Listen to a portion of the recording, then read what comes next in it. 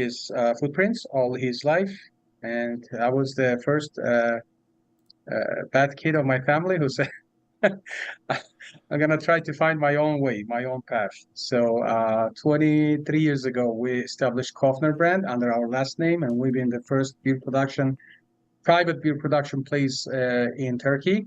We opened 5 facilities, 5 places, and then we sold it to the private company and leave the rights of the name still on me, and we control these guys. They doing great job back in Turkey, and we are moved to United States to pursue our American dream. This is how I ended up here and opened one of the biggest breweries in South Florida. I bet we've been like in the first 3 or 4 biggest breweries down here since we opened. I think it's worth also pointing out that that brewery was the only brewery, I think, to exist that had a humidor. Yes. Officially. No, I believe Cigar City had the humidor, the small humidor. Because at the time I was visiting in Tampa, right? Yeah, they used to have, but I'm not sure if they had it before me or after me. I remember at the time we've been not on the 3rd year of the production, we went to the Cigar City to visit them, and I've seen their humidor for sure, 100%, and they had it there. Okay. Yeah, but we had a wide range of cigars. That's different thing, and we started the cigar and beer pairing and collaborating with local cigar companies. It wasn't just a business or something. It wasn't even in our business plan, and that was a pure passion, nothing else. I love cigars since the moment my dad introduced me to that cigars. However, my first experience was worst possible, and it was really bad. But during the time, he trained my palate. Back in the days, it was legal, to start smoking in the early ages. We've been raising in a blessed times. I'm looking at my kids right now and everything going on around here. It's a little too much regulations, but it's still cool, fine. Because back in Europe, it's a big culture. It's people think about that. A lot of people thinking about it. Little. It's called a different way, right? So when you're saying, 18, 19-year-old kid, they might try the alcohol or something, but it's not about alcohol. If you go to Spain, in Spain, legally, 18, 19 years old, the families, when they get together for dinner, for the lunchtime, mom and dad, they bring in the wine they made at home or something like that, and they share. It's not about drinking alcohol. It's about savoring and enjoying and pay to the traditions and everything. I'm not trying to advertise nothing. I'm not saying it's right or wrong. I'm just saying, in fact, this is the tradition, right? And can you see the whole country of Germany or Spain back in Europe are alcoholics? Can you call them? No, of course not, because they have a deep traditions. If you educate your kids in the right age, right time, under control of your parents and families, then I believe, that's totally my belief and nothing else, that they might not doing nothing wrong, and they will get it right way. You understand what I mean, right? So they're going to be enjoying it and savoring instead of hiding from adults and trying something behind the hidden spots and stuff. So this is the culture that I grew up with as a Ukrainian, growing up very much being born there, but really raised first generation here, living in the world of the American culture and also the classic European Soviet culture. And so that's very similar to how I grew up as well. So long story short, we ended up, unfortunately, Khoffner project here in the United States little more than a year ago.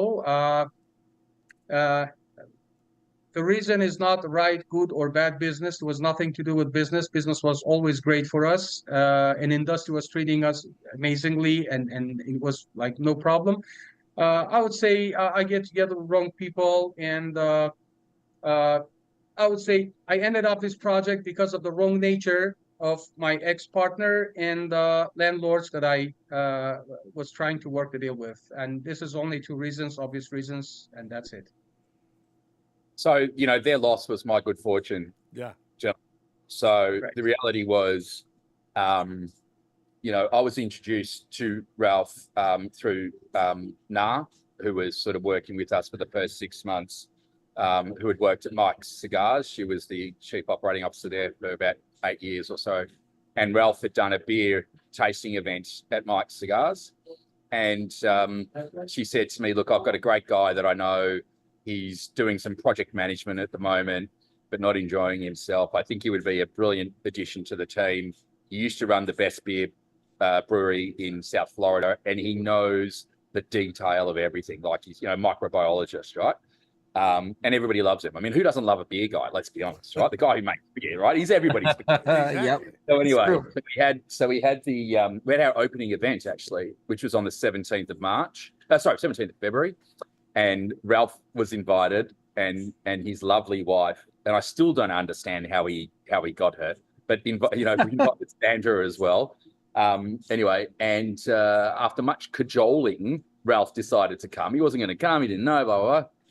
And basically, we just, I just knew this was the right guy. And then we went out for dinner the next day, literally the next day, and he was on fire. And it was just, for me, Rauf's come on board to sort of head up our sales and product development into the future.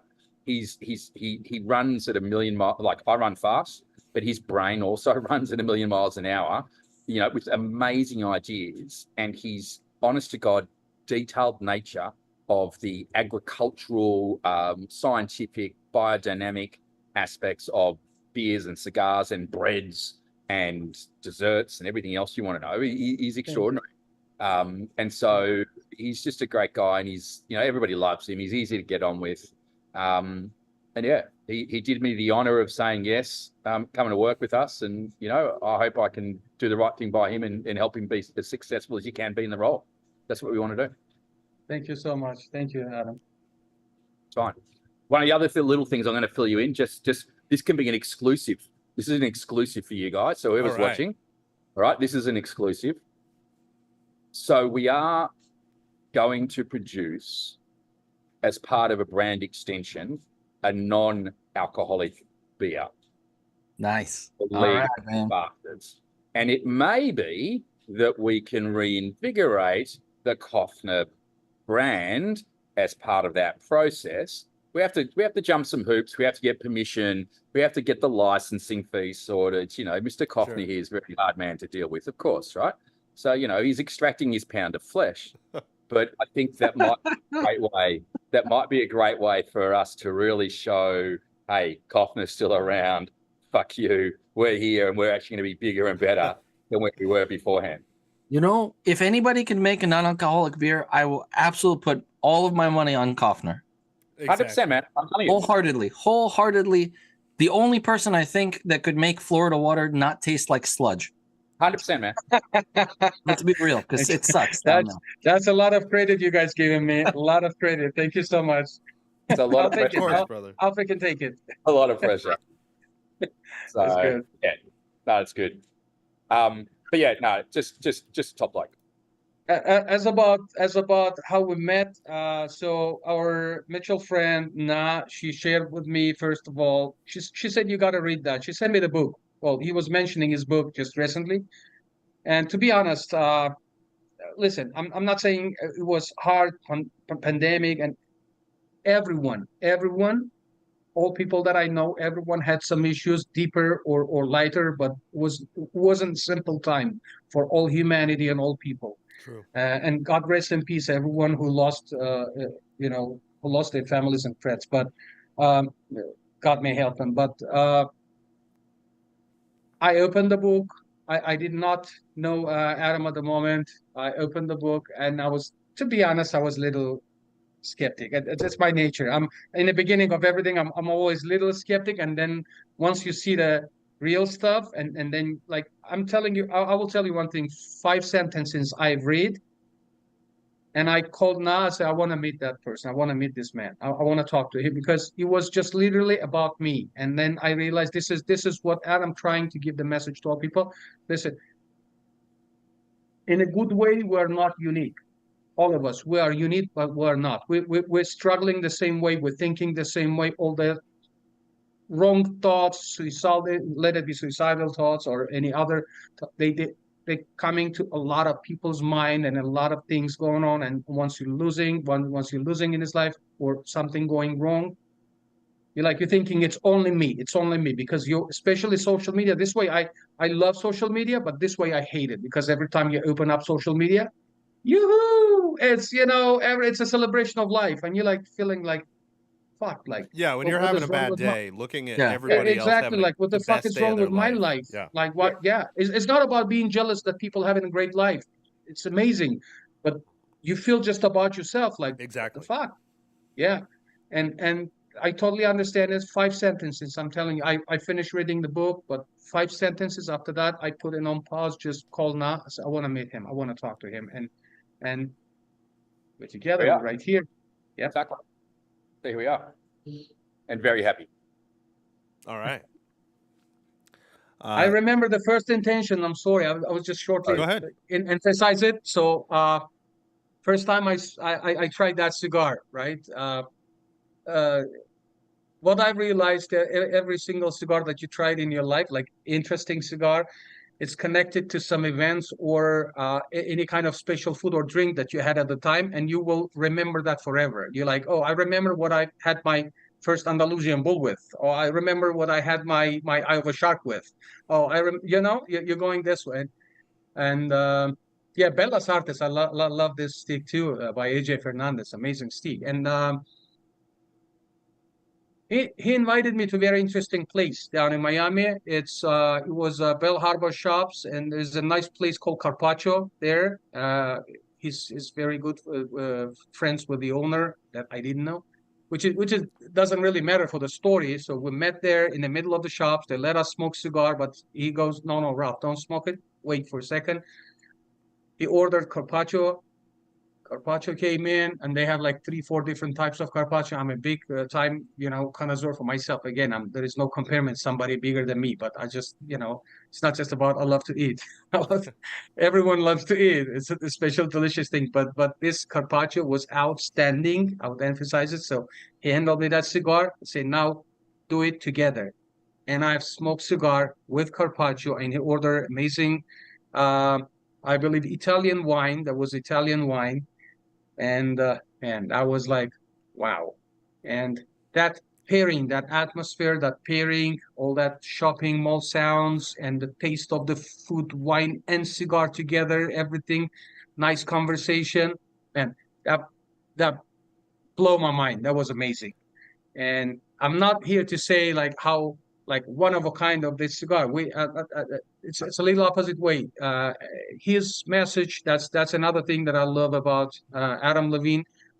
He said from the beginning, I'm in this industry not to measure whose rappers is older, whose binders is aged longer time. This is the story, not just about cigar. It's story about mental health. It's about to help people. And as about cigar, we have to create something. And you all already created it was without me being involved. The company when I met Adam, this cigar already was launched. So we need to make cigar that is great for every person, for every palate. We need to engage people, with a mission and let them enjoy cigar, non-complex cigar. That's one of the most important things. Non-complex cigar for everyone, even for people who's not smoking cigars, so they can enjoy it. So that's a good. I'm going to ask a question, gentlemen. Of course. Yeah, Yeah, okay. please. Always. Great. So Please. question from my side. So obviously you're let's call you aficionados. When you think about a cigar that you want to smoke, what is it? What goes through your mind as you choose whatever cigar you're going to reach out for? I'm sure you've got plenty of cigars at home. You've got plenty of cigars you can get. Sure, you get given plenty of cigars. But when you think about is it what influences you? Is it well, I won't even guide you. Tell me what influences you. Trip, you want to go first? Yeah, I'll go first. There's two main things that influence me. And I use this phrase all the time, but scratching an itch. When there are many cigars that, to me, they scratch an itch. They may not be I was just telling somebody the other day, the Aladino is a cigar that is not super. They're just the Aladino Corojo, which is kind of their classic line. It doesn't even have a subtitle. It scratches an itch that I can't even quite put my finger on. It's not super complex. No. It just has particular flavors that hit my palate in the right way. Yep. And then the other A thing great for cigar. me that drives me to try it, to go for a cigar is trying the new thing. I mean, I hate everybody hates like what's new. But if I have something in my humidor that I haven't smoked before, it's probably getting smoked soon. Just by nature of the way my brain works. Because I gotta know what it tastes like. I gotta rank it in my head, you know. Yeah. Dennis? So mine is it's kind of similar, two-part. The first part is if I want to disengage, if I don't want to have to think about anything, if I want to just go to my happy place, my comfort zone, whatever it is. Excuse me. I think about cigars that, to your point, evoke some sort of memory, some connection to a feeling, a something that I really enjoyed. Yep. So maybe it's just the one cigar, or maybe it's 6 different cigars that I have on hand that I can pick from, and I'll grab that. If I'm feeling particularly adventurous, then I'll go for, like Tripp said, something new where I feel comfortable enough, maybe not having the best experience, right? That's kind of the way that I break it down. Yeah, sure. And so if you guys had to pick not the favorite, but out of a range of different cigars and the most recent memories, what would you say that top cigar would be for you? Because it may be totally different for everybody else. I understand that. Just interested to hear. Do you know what I mean? Because I'll tell you mine. I'll show you mine if you show me yours. Yeah. Yeah. You know what? Oh man, 2 things. Killer bees. I'm a big fan. I can pick those up anytime and smoke through them very easily. Or Nica Rusticas. I've always been a fan of that cigar. Wow. That's interesting. That's amazing.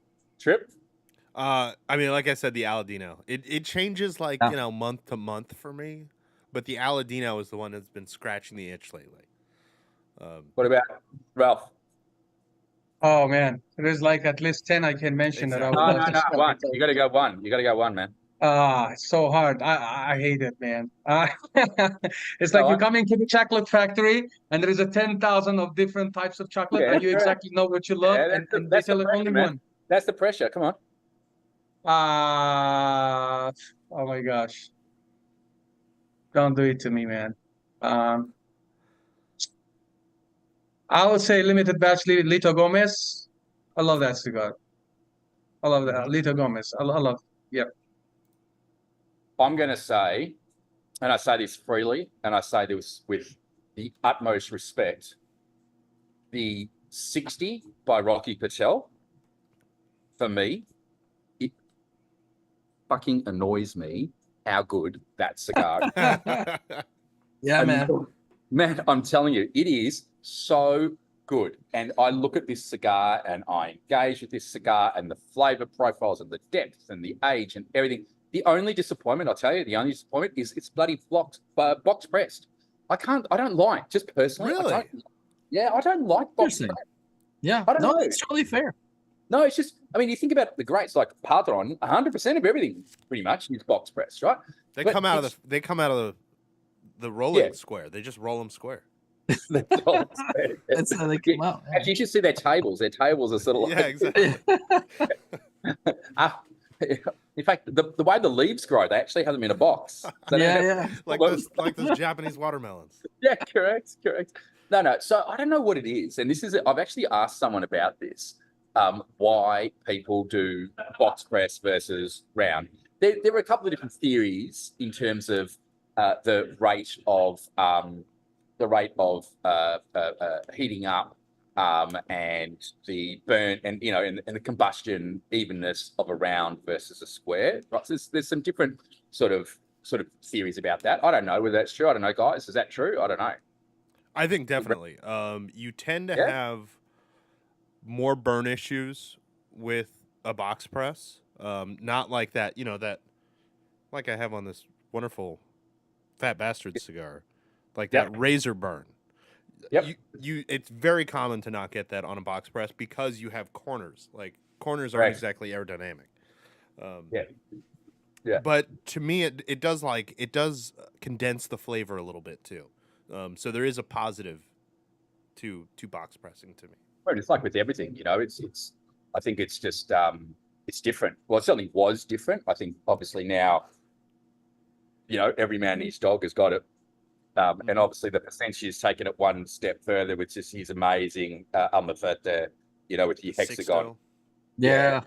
I mean, that's, God bless him and what he does there. He runs an amazing shop. The way he treats his people there is just extraordinary, let me tell you. I was so impressed when we went there and actually understood the effort and time he puts into his people, and the respect that he has for his people. I mean, obviously everyone has respect for the staff, don't get me wrong, but he actually is helping them develop as humans throughout their journey with him. And that to me is fantastic. Yeah. You can't put value on that, can't put money on that. It's an industry run by people for people at the end of the day, right? If it's the 300 hands idea, we're all people at the end of the day, and it's nice to be appreciated, but also to appreciate. Do you know what, Dennis? I think it's interesting to me. One of the great things that we did during Pura Sabor is we did a very deep dive into all the various factories, right? So we did it outside of Pura Sabor. We did it through our own connections. And what was interesting to me is, obviously, without exception, every factory was very concerned about the welfare of their staff and very concerned about the welfare of their workers. But you could absolutely tell the difference in some operating environments from one to the other. And just the physical operating environment of the rolling rooms or the where the pylons are stored for aging or, whatever it's going to be, I think speaks volumes. And I'm sure and that's the same here. I was over in Dominican Republic just literally last week. You can see exactly the same. So yes, everyone's appreciated, but there are definitely differences. I'll say that. Yeah. Which are important to me. Yeah, of course. All right, that leads me into we're gonna get pairing here in a moment. Yeah. I took the band off, but I want you to tell us about this first League of Fat Bastards Series L. Yeah, I think it's called Ciria L, the Spanish term. Sorry. I had it backwards and I didn't even notice. I think it's called Ciria L. Yeah. So obviously Ciria L is the first of Ciria L, Ciria O, Ciria F, and Ciria B, which hopefully people sort of got. It's going to be a part of a core line. We have 3 Vitolas. We have a Robusto. We have a Toro, a traditional Toro, and we have a Churchill. What can I say about the blend? So as I said, the blend was sort of inspired by the blend that was back in the 1970s that was used there, with a modern twist to it, I suppose. It's really the artful blend of the tobacco filler, which comes from Esteli and Yalapa, and then the binder comes from the binder comes from Yalapa, and the wrapper is an Ecuadorian Habanos 2000. And I think for us, what was really interesting around the creation of it was, I think we were the first cigar in the history of the world that was created through a blending process from the furthest distance between Nicaragua and Melbourne, Australia, over Zoom. Oh my gosh. Because that is how we did it. The future is now. Sorry. The future is now. Right? 100%. Here we are.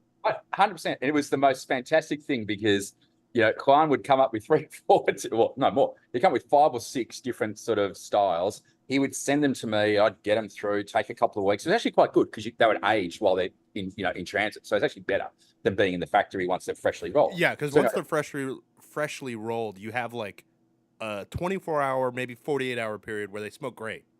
Yeah, and then after that, they're awful for several weeks. You shouldn't be smoking them. So, I mean, as you know, you got to let them rest for 90 days, at worst. But anyway, you can smoke them after a couple of weeks, if you always know they're going to mellow. But so he would send them, and then we would sit like we're doing now on Zoom, smoking the cigars, and I would give him like criteria. I built up a criteria sheet or a rating sheet, and I went through them, like very honest, went through them, flavor profile, burn, look, color, everything, right? Very detailed. And we did 3 rounds of this, right? 3 rounds of this. We started with, I think, 10 different, then we went to 3 different, oh, no, we went from 10 to 5 to 3, and then we landed on this. So what can I say? I can say that the intention, very deliberate intention of this cigar was to make it, as Ralph said, I call it an everyman cigar. I suppose politically correct, it should be an every person cigar. But, you know, I call it an everyman cigar, and I also call it the Goldilocks blend. Yeah. You know, not too heavy, not too light, not too spicy, very approachable. If you're new to enjoying cigars, and by the way, we at LOFOB never smoke cigars. We always enjoy cigars. We always, you know, so that's very important. So, you know, if you're new to enjoying cigars, it's very approachable. If you're someone who's an aficionado, who enjoys a lot of cigars, you know, you would say great quality cigar, very nice and mild. I can enjoy it all day long. And that was the intention. But I don't know. You guys are the experts. I don't know. What do you think? No, I think you nailed it with that. It's it is like kind of not necessarily in a bad way, but it's very middle of the road. Absolutely. It doesn't lean too far in any direction. Right. But it's Hoya, so you know it's well made. And it tastes good. So and this is not me figuratively or literally trying to blow smoke up your ass, but I'm buying a box of these after the call because it's fantastic because I don't have to, again, with work and home stuff and 2 young children, there's enough stress that I don't want to sit down and have to go through a cigar and go, oh man, this is the 3rd shift of flavor with this, like, you know, the vanilla coconut cream cake is coming out. I just want to be able to sit down and have a cigar and go, okay, I'm relaxing. I feel good. And so the middle of the road thing, I think, is a very positive moniker for it. Thank you. And you know what? I think for us, you know, as I say, it was deliberate in my personal attempt to do that. As we develop, do we want to maybe extend it a little as our league, as our tribe grows with us? I think the answer is yes. But is it going to be a spice bomb ever? No, I don't think. You know, is it going to be something that's going to be a really mild, you know, cigar, Honduran cigar? No. It's always going to have that core earthiness, the core flavor coming through it. But we might, you know, with the wrapper and the binder, it depends how you play with that sort of stuff. Sure. So yeah.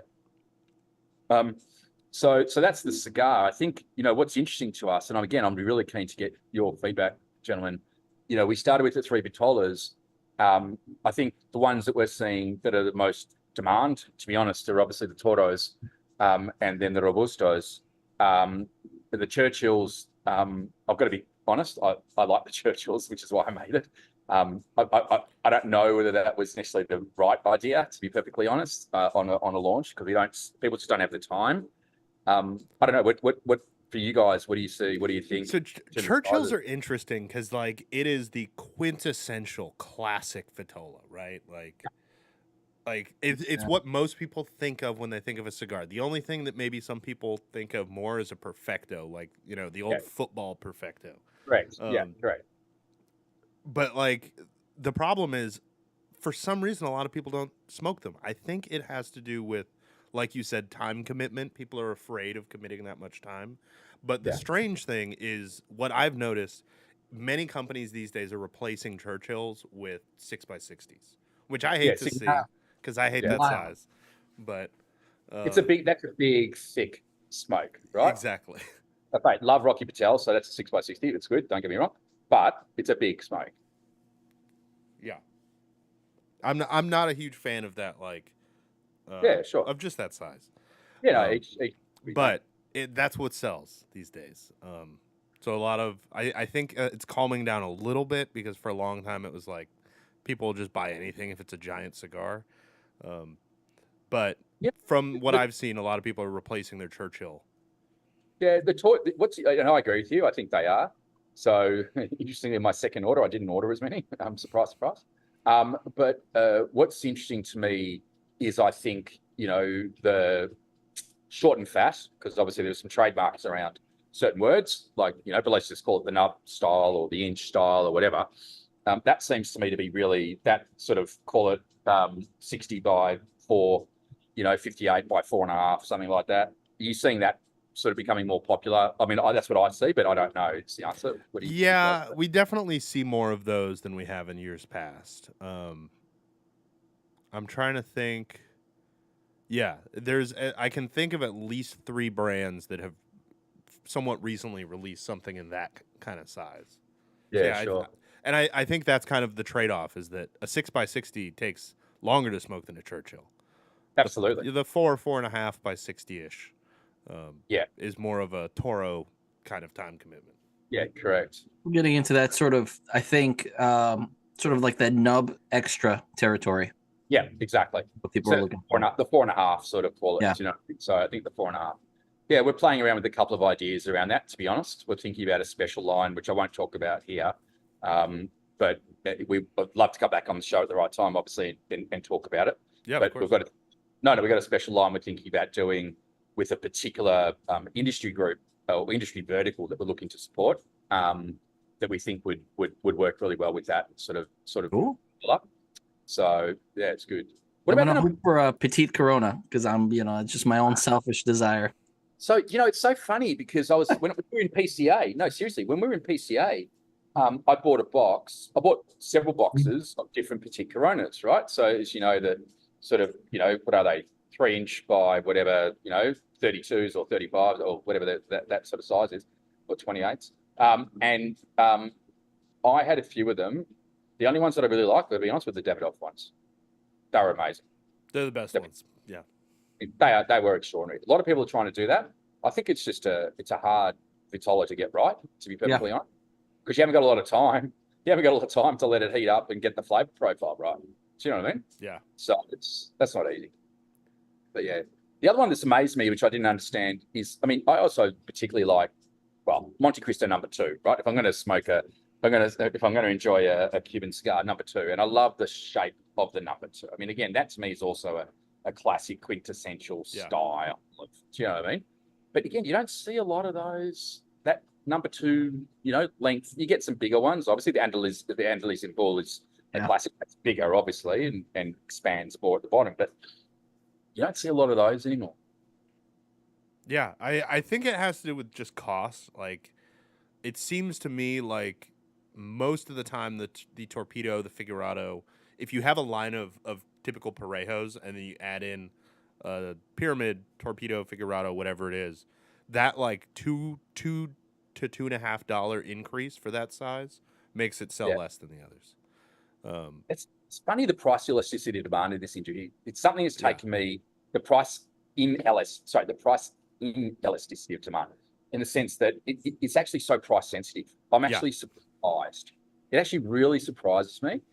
You can have a cigar that sells for, $32 with a Padron, call it, but anyone else that wants to do anything like that, if you're more than, I don't know, $10, $11, $12 for a Robusto, forget it. Do you know what I mean? Yeah, people are very sensitive about it.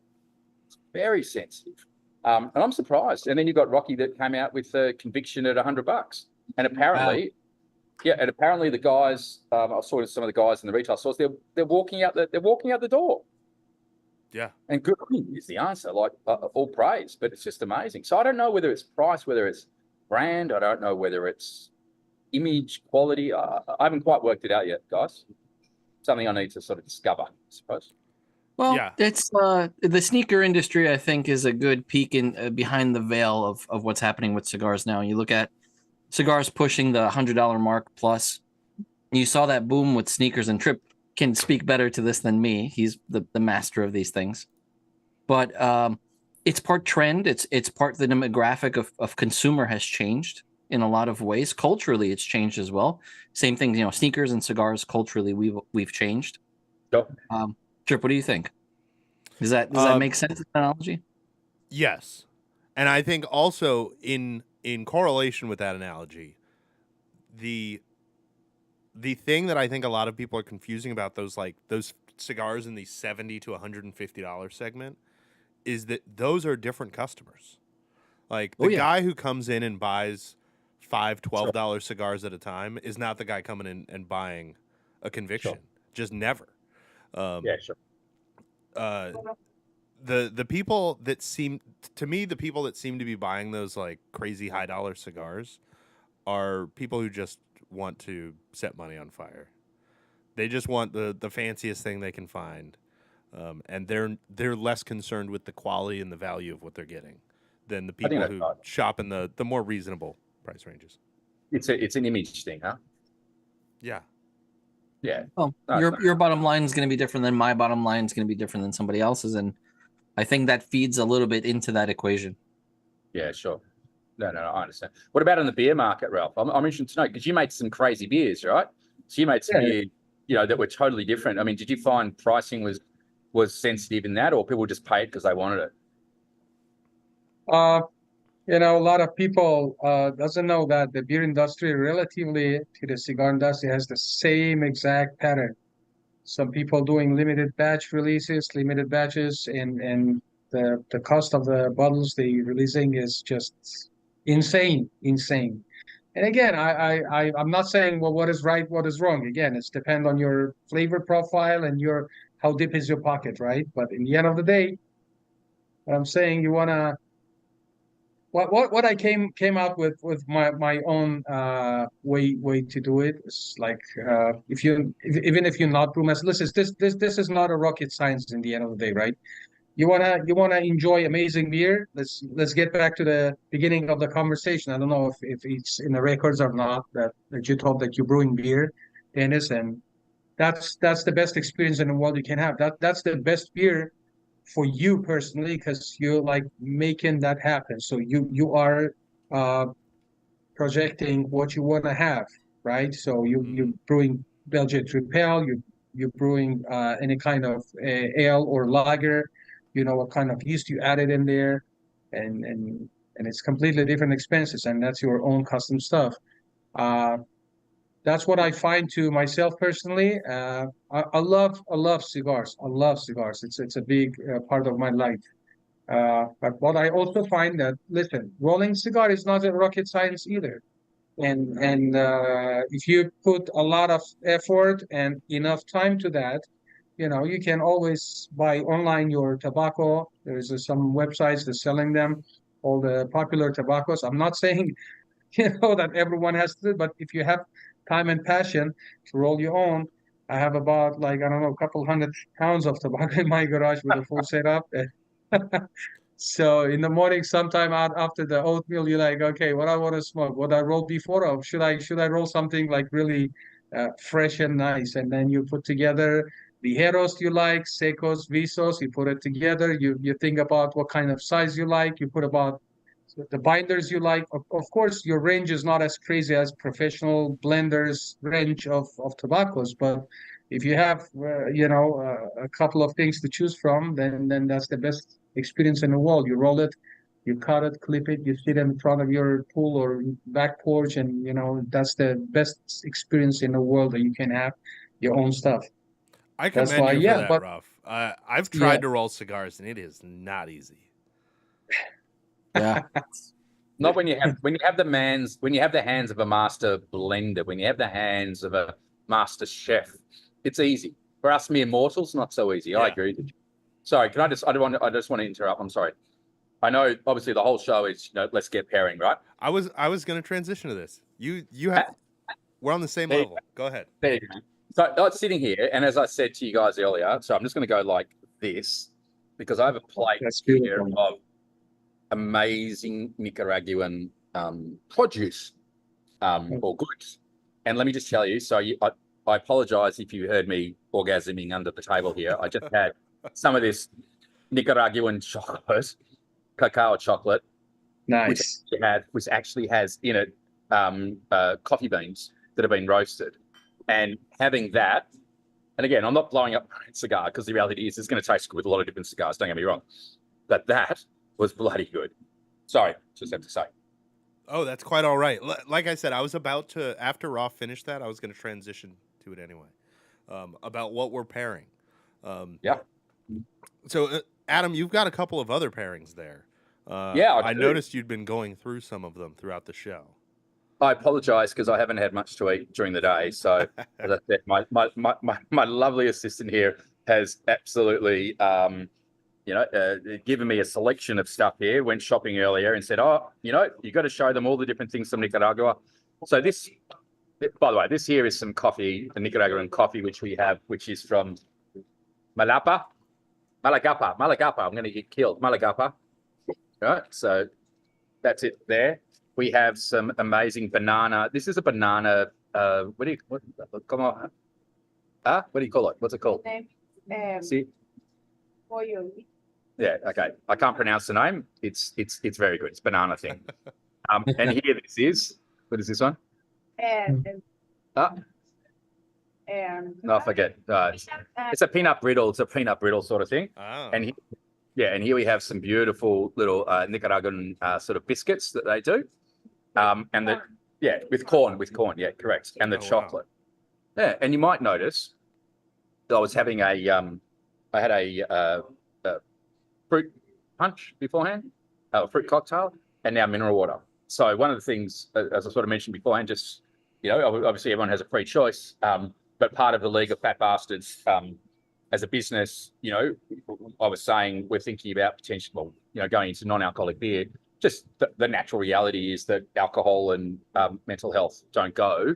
So, right. From outside, when I actually choose, apart from anything else, if I could choose, quite seriously, if I could find the right non-alcoholic beer, I would drink that all day, every day. I agree, Dennis, 100% with you. 100%. As soon as they make non-alcoholic wine that tastes good, I will drink that. And same with spirits. I don't know how they're going to do spirits yet, but they'll do it. But I don't need the alcohol. I don't want the alcohol personally. I mean, some people do, and that's fine. I'm just personal choice, right?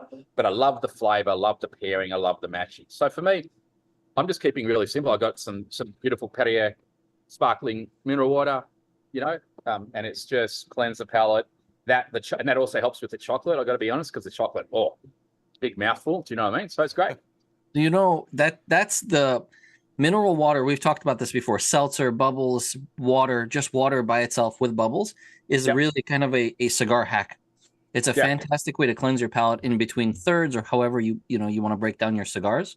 Absolutely. It's wonderful. Yeah. And even if you're mixing that, with the Flor de Caña, or if you're mixing it with I don't know, whatever your drink is with the wine and Coke. Oh my God. Talk about that. I'm sure it's good, as a cleanser. Well, at least that the wine and the Coke is a cleanser from the other side, not from the not the incoming end. Right. All right, so I'll talk about my pairings now. So as Adam mentioned, mental health and alcohol aren't the best mix. So I've gone with kind of a two-fisted approach here. As we always say, we want you to drink better, but we want you to drink less. We're all about quality over quantity. And I just want a reminder of that. So this is hop water. Oh, yes. This is a sparkling water made with hops and lime. Oh, wow. And as Dennis mentioned, it has tiny little champagne-style bubbles there, which makes it really gives it that really nice, effervescent kind of mouthfeel that pairs really well with a cigar. That's amazing.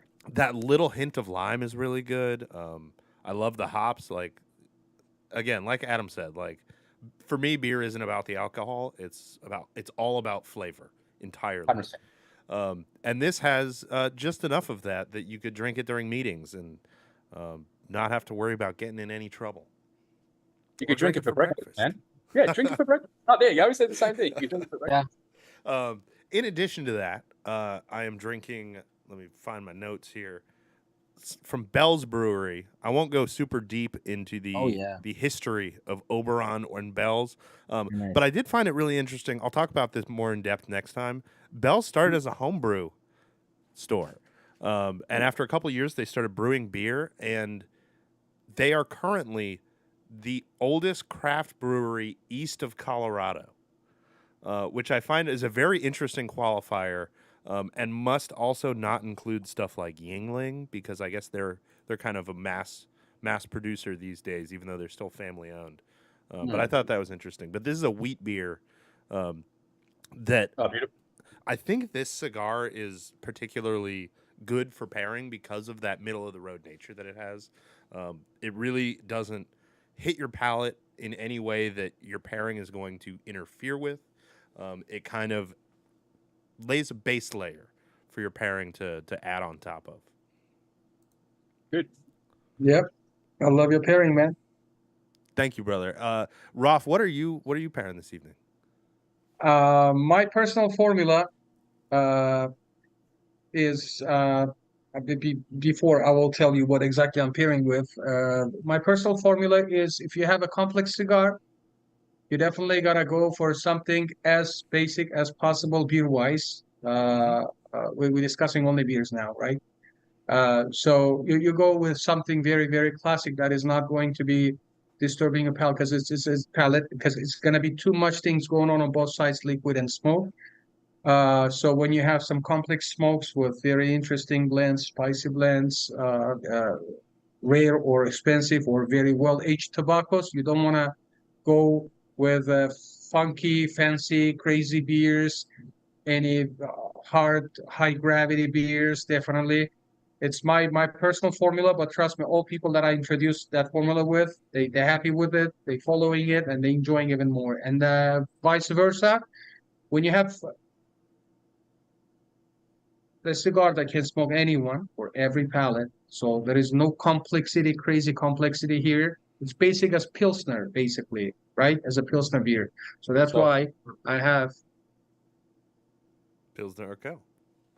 Urquell Pilsner. It's a Czech Pilsner, right? So that's definitely a great pairing with. So you can have your Pilsner straight from the bottle or enjoying it in a nice way with a glass. But then, as I said about Pilsner is great for any kind of pairing with cigars. But as a complex beer, I have this badass guy, which is Weltenberger Cluster. This guy, it's very complex beer with a lot of things going on inside, with a lot of different notes, and that's my next thing that I'm going to be open and enjoy with this particular cigar. Take it away, Dennis. I have to apologize. I enjoyed the cigar so much that I finished it very, very quickly. And I smoke very fast. This is a thing. I'm working on it. You enjoy very fast. I enjoy it, yes. Good point. Correct. Thank you. Yeah, Actually, that's a great point because cigars that I don't enjoy don't end up getting smoked very quickly. No, don't It's a get fantastic point that I never really thought about. Correct. I think mine is a little bit divisive. Some people will kind of poo-poo it, I think, but that's okay. Everyone's got their own palate and flavor. And I have a Merlot tonight, which is the Velvet Devil Merlot from Washington State. Okay. It's they make they make a really cool wine. Something Girl. Oh, No Girl or something. What is it? No Girl. It's Something like Girl. that. It's You know what, something that's Another like really that. cool wine that I Tiki love. Girl? You can't call it wine. No, you can't call it No Girl. No.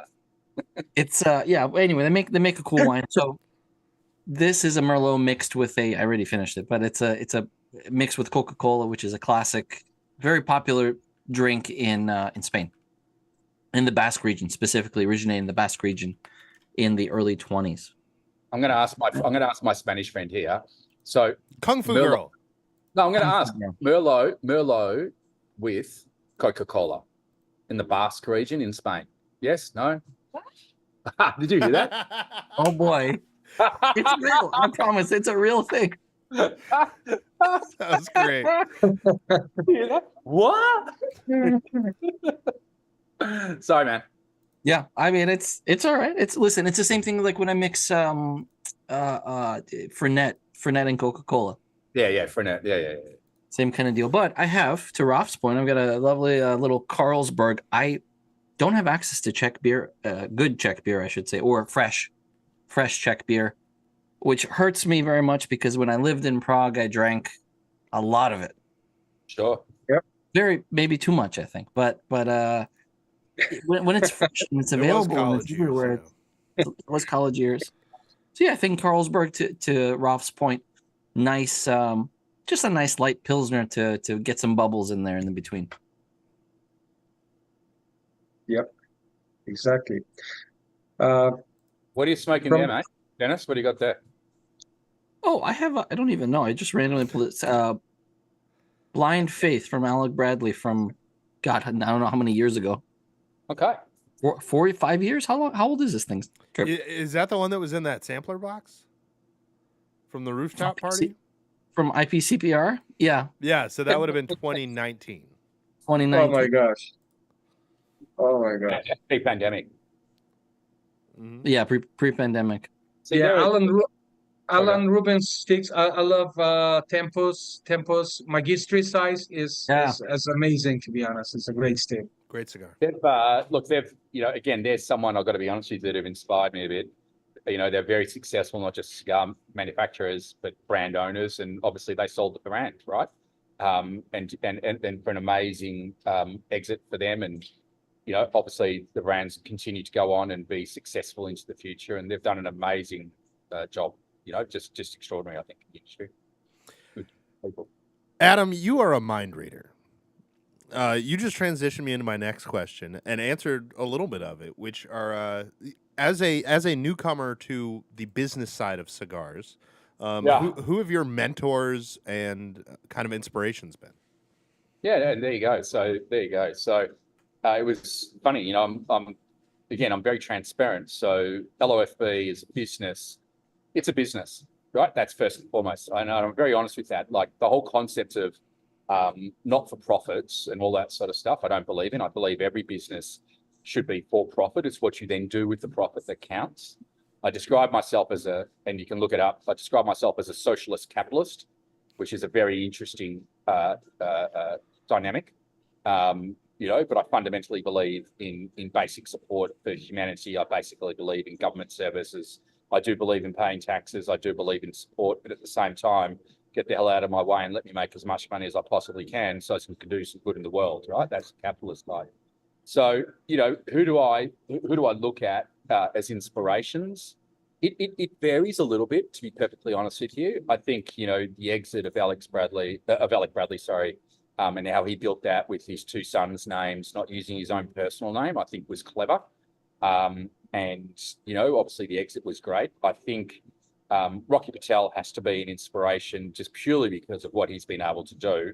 The man is a machine, and I respect him immensely. I think from a business perspective, I think it's interesting because obviously the brand's so associated with him, and I don't know how you eventually capitalize on that. Mm-hmm. I think in terms of quality, if I sort of think about consistency of quality and exceptional reverence, you'd have to say the Padron family have just, Of course. Look, they were honoured immensely at the PCA, as you guys know, with the video and stuff.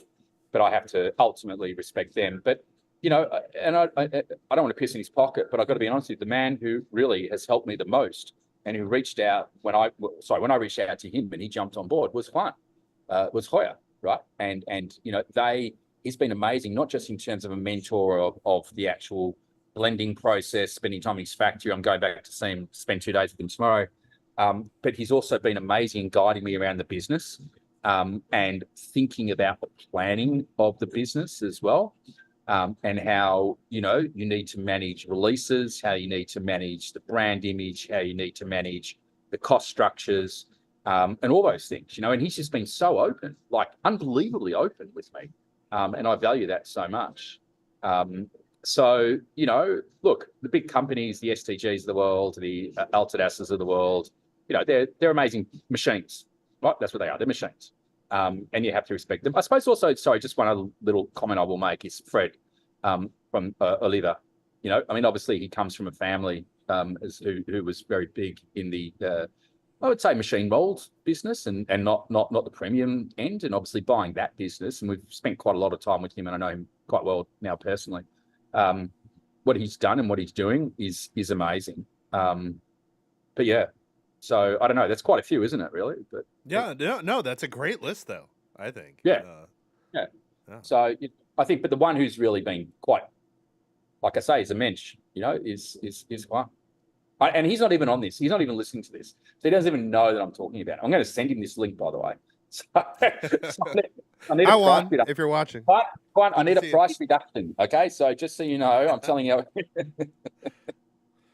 No, he's good. All right, Dennis, I'll let you fire a couple questions off.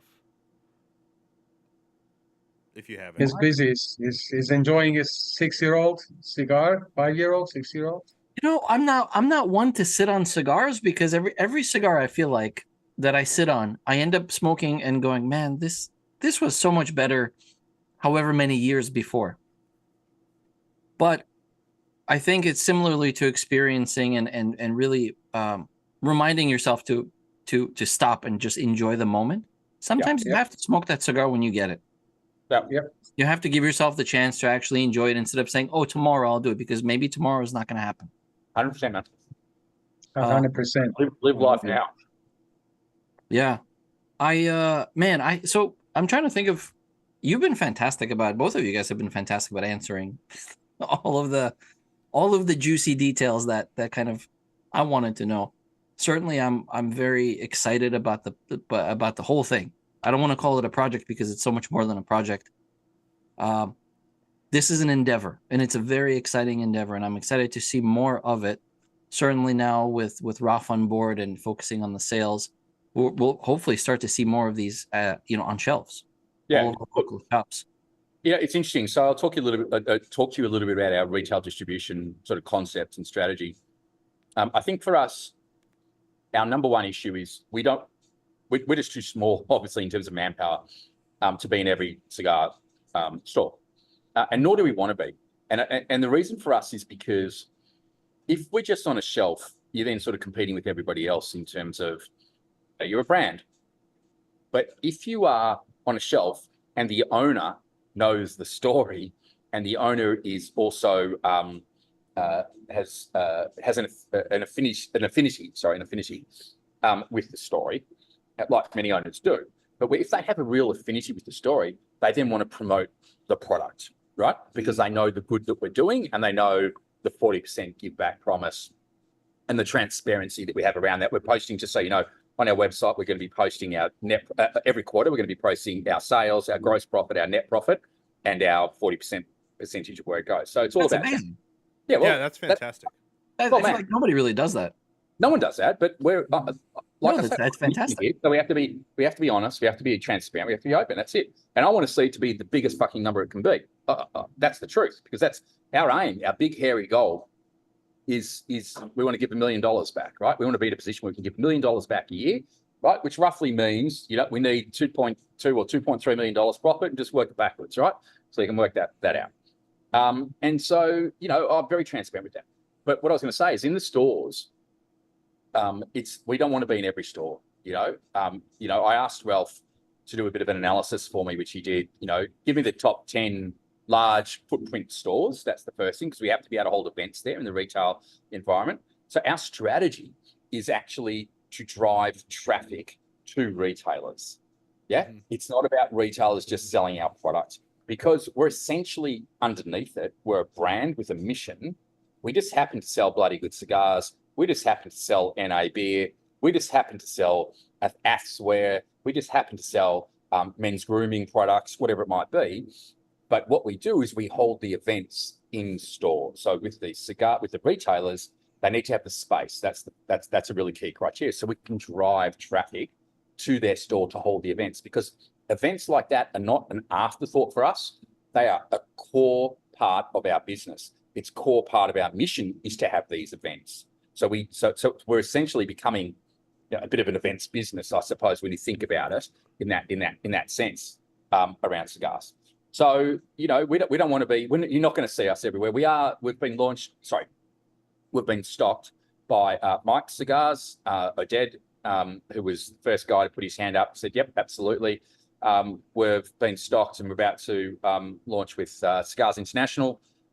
So Jeff and Ed and all the boys there, they called us. We went out in February.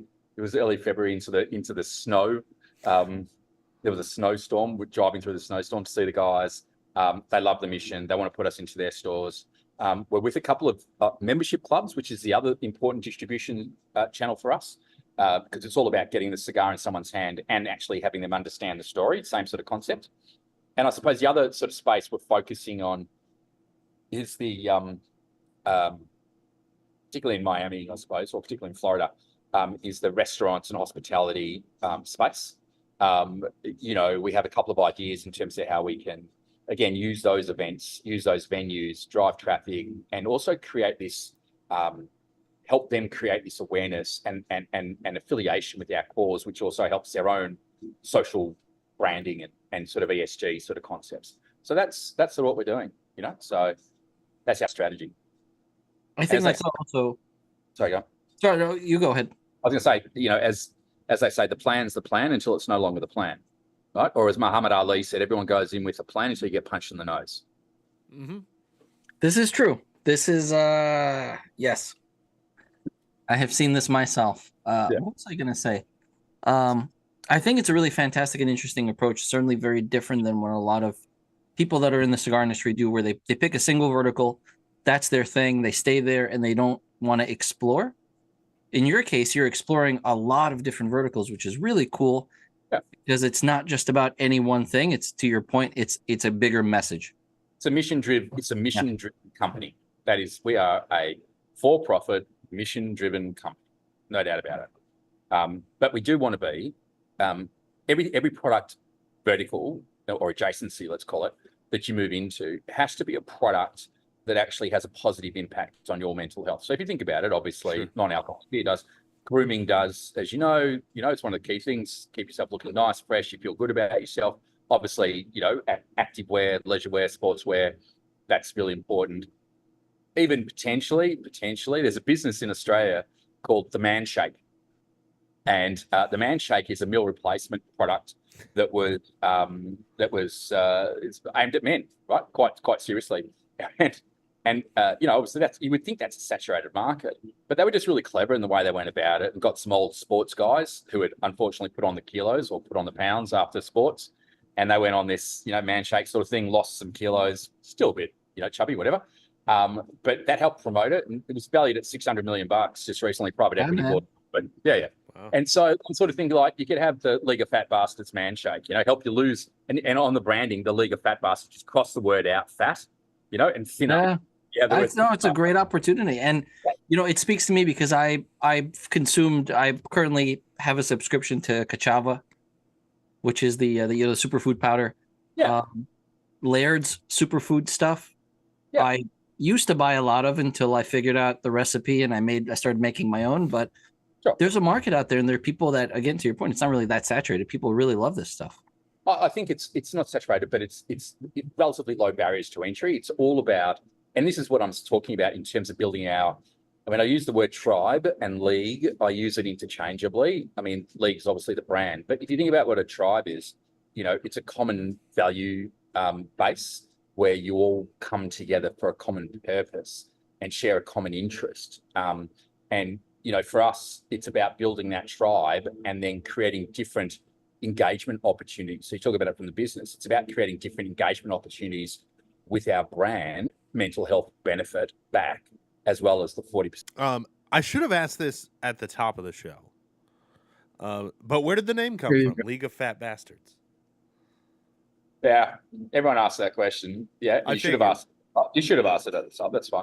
But the reality is, it was. Look, the honest answer is, I felt men need to find a new way to chew the fat, right? And chew the fat, have a conversation, right? And league, as I say, was another word for tribe. I thought about the tribe of fat bastards, but the league sounds like a bit more, important. And to be honest, fat bastards, it's a little bit out there. It's a little bit edgy, but I'll be honest with you. Yes, we've had a couple of people sort of say, "Oh, I don't know about the name. Is it fat shaming, whatever?" The reality is, it's unbelievable how many men have written to us, engaged with us on social media to say, "This cigar was made for me. I belong to that league. This is my cigar." Right? They love the fact that it's just. They know it's a little bit fun. It's not intended in any way, shape, or form to offend anybody. There's this inner identification with the brand, which I probably didn't expect. I'll be honest with you, I hadn't thought about it, but it's just sort of has happened organically. But for those that get offended by the name, I thought about a great advertising campaign where, again, we'll have the League of Fat Bastards in words, and with a pen, we'll scribble out the word fat bastards, and we'll write with hand fluffy bunnies. You know, for those who get offended, close bracket, right? So, you know, that's great marketing, actually. I think it's fantastic. Shoot me. You know, it's like I'm just trying my best here to make a difference in the world. You know, like, it reminds me very much of a campaign from this company. If you've seen, Liquid Death stuff, right? So they released a couple of music albums. They've collaborated with great musicians, and they've taken all of their negative reviews and used them to write songs. So all the songs are just negative reviews. Yeah, and it's great. Pardon my French, but fuck it. Like, the reality is, you got to stand for something in this life, because if you don't, it's mediocre. And what are you doing? Right? Get up and stand for something. Have a view on something. I can't stand people who just, again, some of these quotes. It was Theodore Roosevelt? Fuck, I hope I got this right. Jesus, who talked about the man in the oval, or whatever the man in the, what's it called? My brain's going. Yeah, it's the man in the arena. The man in the arena. And he gave, and I'm pretty sure it was Theodore Roosevelt that did it. And he basically talked about the man in the arena and how, he's the one who's getting bloodied. He's the one who's getting punched up in the arena. And it's the people in the cheap seats at the top of the arena that are looking down on him and either booing him or, clapping. Well, you get down into the fucking arena and you get your face punched in, right? And then you can talk. Until then, shut up. Yeah. Fair enough. To me, it strikes me more as kind of like a endearing, inclusive term, I guess, than like trying to fat shame anybody. No, we're definitely not. One of the cigars we're going to bring out, one for women, which is going to be a long, thin cigar, and we're thinking about an interesting name, the Long Lover, or the Skinny Biatch.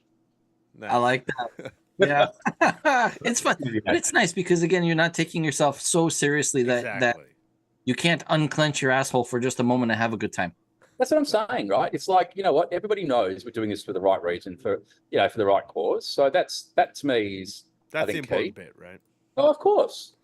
I mean, if you were just out there to do it for the sake of doing it, get your nose punched in. That's fine. But so anyway, so those two names we're playing with trademark application, those two, so you can't use them, by the way, guys. Damn it. That's what I said at the top. Trademark application. So it's good, and we're having a bit of fun. Our core philosophy at LOFB is love, right? Love, and that's why our email is Rauf at lovelofb.com. Mm-hmm. And our love, the concept of love, also feeds into our core philosophy of people that come work with us, because we don't want anyone that can't.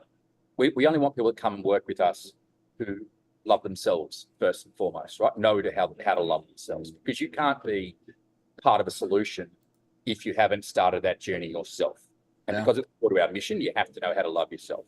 But we also have it as part of our training methodology, where we have an L, an O, a V, and an E. So the L is for lifelong learning for people that come and work with us.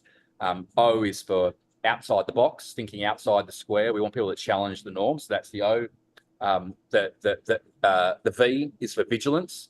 So vigilance in terms of compliance with our regulatory obligations, compliance with our disclosure obligations. I'm a lawyer, I'm an attorney by background, and an investment banker by background. So it's, as much as I've got great ideas, we have to have processes and systems to make sure it works. And E is all about experiential. We want everything to be an experience. When people engage with our cigars, we want it to be a positive experience. We want to create these only in LOFB events that people can go to. So that's part of our brand promise. So we're putting together a global ambassador program, which we'll send some details out soon. So anyone that wants to get involved teach you how to learn, run events, teach you how to engage at events, teach you to spot those opportunities. So to educate people as well and give them some new skills in a space that they might enjoy. Cool. Yeah, that sounds fantastic. So I want to talk a little bit more about the QR code. So I was reading the note on the inside of the box. It says that QR code will let you join the League of Fat Bastards. What is that? So the QR for anybody watching who might be interested or listening, what happens when you join the League of Fat Bastards? When you join the League of Fat Bastards, you get access to these events, right? This is what we're saying. So you get on a priority list. There's no cost to joining the League of Fat Bastards. There's nothing. We just want to build the community. We just want to build the membership up. We want to build the communication channels. So there'll be an engagement process with our league members, and there will be access to some things that only members can get access to. So, for example, with the audiobook that I've produced, you'll be able to listen to the audiobook. Everyone will, but only league members will be able to download the self-analysis questionnaires. We'll be able to download the guides and that sort of stuff. Again, it's free. We'll give it away. It's no problems, but that's one of the incentives. Do you know what I mean? Sure. So you really want people to engage. But the QR code technology, Trip, I'm glad you've raised that, because I haven't, and I could be wrong, seen it on any other cigar band itself. It is on boxes. You might have seen it in your experience. I don't know. I've seen one or two on the inside of the band. Yeah, but not on the outside. It just brings you to their website. It's so one of the things we're going to do with the QR code is the way we've designed this, the back end, is we actually geospatially locate you with permission. So when you scan it, right, the first thing you go through, do you permission to tell them where you are, geospatial location, yes or no? If you say yes, fine, then you'll go through. If you say no, you'll still go through, no problems. But what it can do is geospatially locate you. And then what it enables us to do is we can triangulate, based upon where your geospatial location is, we can triangulate with retailers that we know of. And we can then offer you, ping back to your phone, because we have your IP address of your phone. We don't know who you are, but you can ping back the IP address. We can offer you an in-store promotion on the spot at the point when you buy the cigar. That's awesome. Smart. That's super cool. Right? Nobody else does that. Nobody else can do that. So our philosophy, again, it's very simply driven. I want to sell as many cigars as I can, so I can make as much money as I can to be able to give back as much as I can. So anything I can do to help retailers generate more revenue, promote our cigars, that's what I want to do. So that geospatial enables us to do that. The other thing that we're going to do, which is a project we're working on in the background, and Na, as I said, who's now sort of left us as a president, now working just as an advisor, not just as an advisor, but as an advisor to our business. She's comes from an IT. She's had a lot of experience in IT and artificial intelligence recently, and so she's working with a team that's actually going to create a app product for us, which will use the same geospatial location and will actually provide you with local resources in your area on a map to show you where you can go and get help. Right? That's so awesome. whether that be, triage help at a hospital, God forbid, or whether that be consultants, whether that be health professionals, whatever it might be, right? So it's just scraping that data, putting it together, triangulating that, and bang. So it has a couple of multiple purposes. To be honest with you, at the moment, obviously we just launched, so, there's a lot of things for us to climb. But because we're so focused on creating this community, and the community is around help and engagement, technology plays a really key part. Yeah, I think that's awesome. As coming also from a technology background, Dennis and I appreciate that. Yeah, I was just about to say, as tech guys, we both think that's fantastic. There's great. not enough technology in the cigar business, right? It's ripe. It's ripe for disruption like that. Exactly. And I don't mean disruption in a bad way. I mean disruption in terms of bringing it forward, grabbing it by the throat and dragging it forward. You need the chaos. You need that controlled chaos to evoke change, to elicit change, really.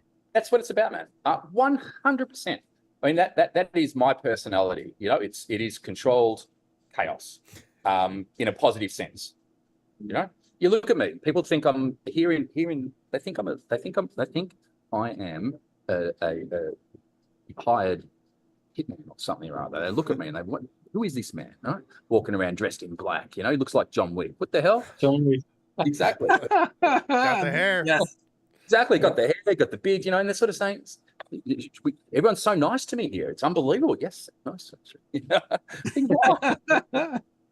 Controlled chaos. That's exactly right. I love it. Love it. I only have a couple more questions. Dennis, do you have any more? I mean, small things to poke at, but I think let's do your questions All right, first. I'll do my If nothing prepared else, questions. if nothing else, I do I love want to. Dennis, I'd love you to poke me. I want to poke. He's Not even a he's poke, great but poker. You talked about love. You talk about self, just loving yourself in that way. Acknowledging yourself as a person existing within your own mind is really important. And I have that thing right there, that pillow behind me. Hail yourself, and that's kind of similar sort of mindset. Yeah, mantra. There you go.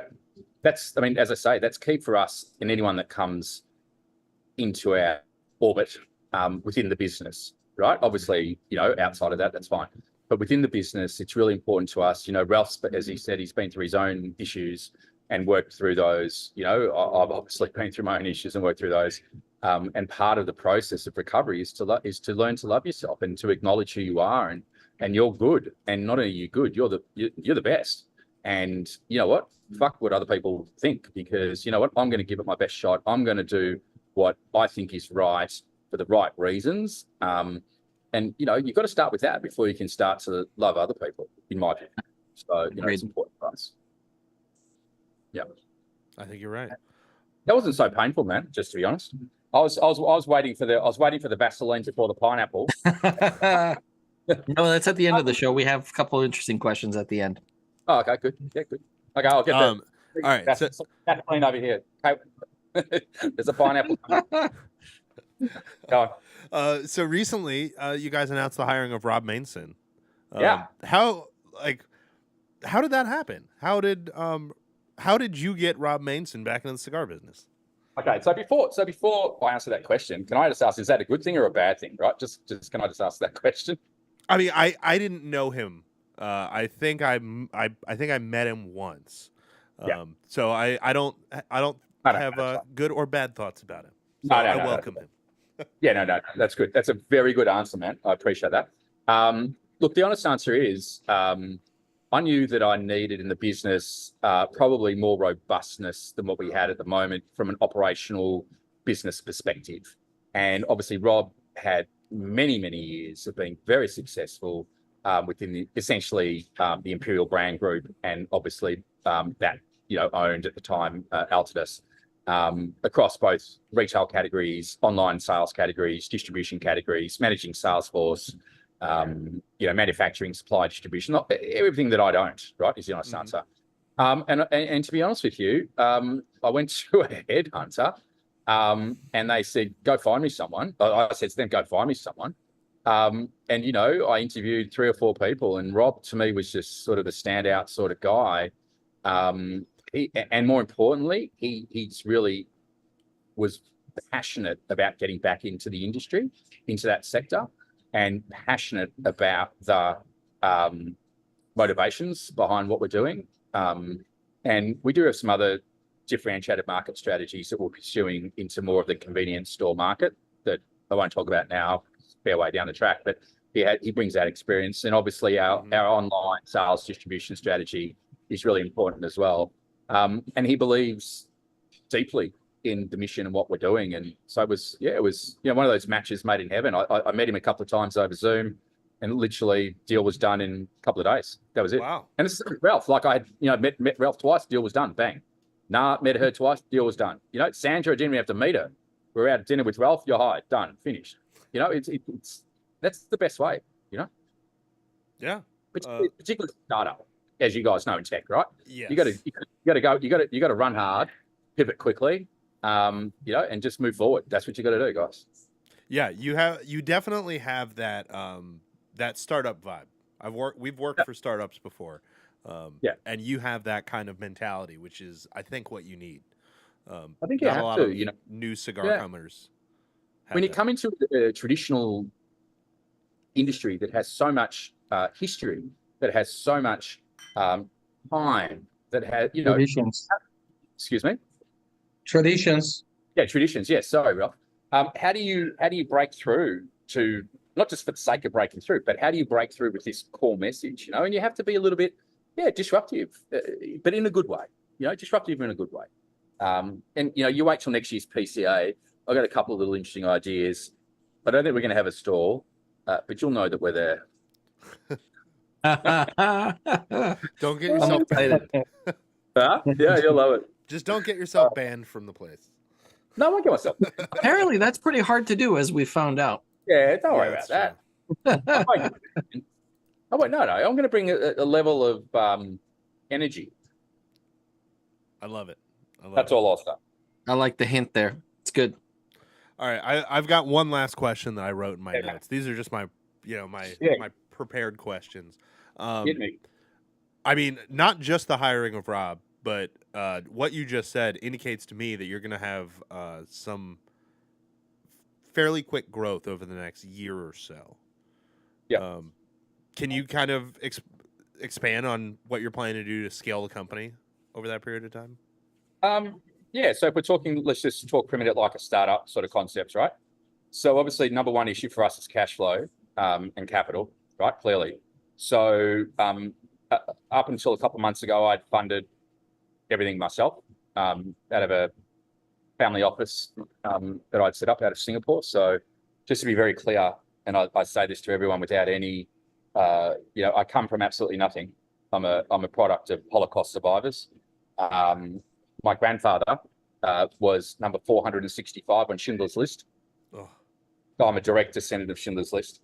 My grandmother, both my grandparents were married and had children in Poland, and they were all murdered in the concentration camps. But my grandmother survived 3 years in concentration camp. Anyway, they got together after the war, had my mother, moved to Australia, etc. My grandmother and I were born we share the same birth date, the 13th of January. And I feel in her, and I wear this, so I have a chai, for life, and I have the shma around the outside, and I have 2 numbers. I have the 465, and then I have my grandmother's tattoo number, right? So those things drive me. I have this fire inside of me that drives me. So, what's going to happen over the next I say that because so you understand where I'm coming from. I come from a very humble background. When I got married, we had $486 in the bank. That was it, $486 in the bank. So everything's been built through drive and ambition. And losses of my own, and I've had plenty of losses as well. But I started it from scratch, the business, funded it, $300,000-$400,000 myself, doing design, branding, boxing, the initial production run, everything, right? And then I raised money from investors. So I went out, raised $1 million in about 10 hours. That's all it took. Everyone could see the passion. Everyone could see. They said, "Yep, I'm in." So we raised $1 million, and so that sort of provided the initial capital base, essentially. And as we go through the growth phase, we can only grow as fast as our distribution allows us. I suppose that's one of the things. So yes, I'm very mindful of cash flow. I live and breathe by cash flow. So I'm very mindful of that. So I don't want to have a lot of cash tied up in inventory, because until you know what the turnover rates are and that sort of stuff, it's very hard to manage. So I'm sort of probably extending that delivery timeframes more than I should initially, but that's okay. I'll deal with that. But I think our growth trajectory looks like, we're going to have the L series, get that going. We'll put a second order in now, so we're getting a feel for that. We'll probably think about an O series release maybe towards the end of the year, early in the new year, something like that. But what we will do intervening is we're going to have a special release line, which, as I said, I'm not going to talk about that here just yet. But we'll have a special release line targeted at a particular industry vertical that we're going to support, Sure. which I think will find quite interesting. And then my idea is to have all these other things in the background, but not pushing the button yet, because as you know, it requires a lot of work. Each one is essentially a new startup of a brand, not a brand, but of a positioning, of a market positioning, product market fit, Porter's analysis. I've been through all that sort of strategy process, and I like to do that for each of them. So price, place, position, all that sort of shit. And so we do all the hard work now so that it then looks to everybody else very easy down the track when we start rolling them out on a very controlled, managed, sequenced process. And that's where Rob's skill set really is important. Because if you operated at my speed, literally everyone would blow up because I don't sleep that much. You know, I run really hard. So having him's been amazing like that. But yeah, so the strategy is like any startup, you know, you run hard, you get some cash flow coming through, you manage your cash flow on the other end, you know, turn down your burn rate, get your product right, get your product market fit, which I think we've got, bring out some additionality products, test, pivot, fail, move on, test, pivot, fail, succeed. All right, I'll let Dennis ask a couple more questions before we close out. But that sounds like a much better business plan than many I've heard from newcomers in this industry. Thank you. Thank you. Yeah, and to piggyback off of that, it certainly, I think for me at least, it helps coming from a startup background and certainly in the tech industry as well. I get it. You explain that to me, I have no doubt or question about what the plan is moving forward, what it's going to look like, what the drive is, what the point really at the end of the day as a business. What's the point, right? What are you doing as a business person, as a person that's managing, running a business, doing something? What's the whole point? I don't have that question, which is great. That's already, I think, a huge part of the battle. A lot of times you meet people that have the drive and they maybe have the funds, but that business, really the long-term strategic planning part falls apart. Yeah. Because they don't understand. You mentioned failure. That's a huge part of it. Oh, man, you know, like one of the things I've got to be honest that I love about America, which is so different to Australia, is that Americans value failure. They value it in the sense that if you haven't failed, well, fuck, you might do it on my watch. So I want you to have failed beforehand, so you've learned, and I love that. You know, I love that. Whereas in Australia, if you fail somewhere or other, you're like a pariah. You know, like stay away. It's a totally different mindset. Whereas here in the US, as you guys would know, you haven't failed, you haven't tried hard enough. Is the answer. Mm-hmm. Yeah, and I've seen that a lot growing up in New York and working, certainly starting my career in New York. Yeah, that was a big part of it. It was the sense of pride of you have failed, but it's not that you failed that's important. It's what you've done after the fact. What you've learned. How you've managed, yeah, exactly. What you've taken away from that failure and what you've done to wear that as a badge of pride. And I think I've seen that a lot, obviously in New York, but there are other places in the US that are very much like that. The culture is there. Let me tell you, I think this is really important. One of the really important things, and this is probably the most important piece of advice that I can give based on my experience, right? We all go through shit. Shit happens to us all the time. And the reality is you can sit there and say, geez, why did this happen to me? Like, fuck, you know, why me? Why did this happen? You know, blah, blah, blah. So what I do is I look at it and I change one word. I don't say, why did this happen to me? I say, why did this happen for me? And when you change that one word, why did this happen to me versus why did this happen for me, your whole perspective on what has happened changes. Your whole view into the future changes. It's so much more positive. You come at it with this, as you say, sense of understanding and learning. And I don't care what it is. You know, I don't care. You know, let's be honest, not with Rauf. Okay, why did this happen?